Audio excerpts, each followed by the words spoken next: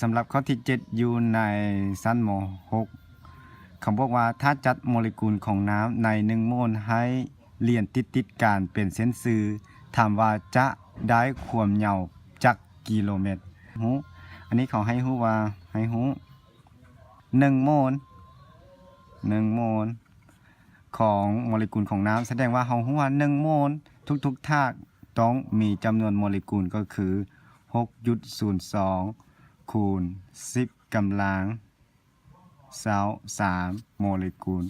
อันนี้เป็นโมเลกุลที่จริงแล้วถ้าเราฮู้ตัวนี้แมนสมมุติอันนี้เป็นโมเลกุล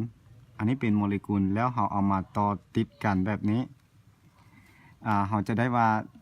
ทั้งหมดแมนเท่าใดก่อนที่จะฮู้ตัวนี้เราต้องฮู้ว่าเส้นผ่าใจกลางของโมเลกุลของน้ำว่ายาวเท่าใด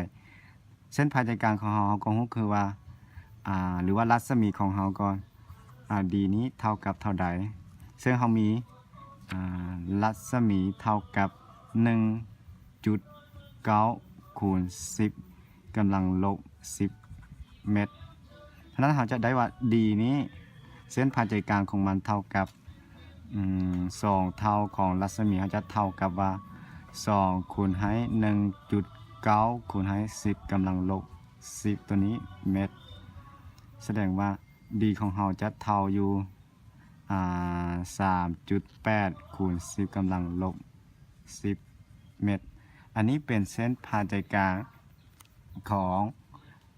เม็ดโมเลกุลของน้ำอันนี้เป็นเส้นผ่าใจกลางหลังจากเรารู้เส้นผ่าใจกลางแล้วเราเอามาต่อกันถ้ามีจำนวนโมเลกุลใน1โมลจะเท่ากับเท่านี้แสดงว่าเราจะได้ว่าความยาวถ้าเวลาเอามาต่อก็คือเท่ากับจำนวนโมเลกุลก็คือ Na คูณให้เส้นผ่าใจกลางของแต่ละโมเลกุลฉะนั้นเรามีจำนวนเท่านี้เราก็เอาจำนวน 6.02 คูณ 10 กำลัง23 โมเลกุลนี้มาคูณให้เส้นผ่าใจกลางเท่ากับ 3.8 คูณให้ 10 กำลังลบ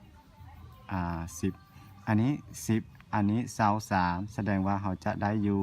ตัวนี้คูณตัวนี้จะเท่าอยู่2.8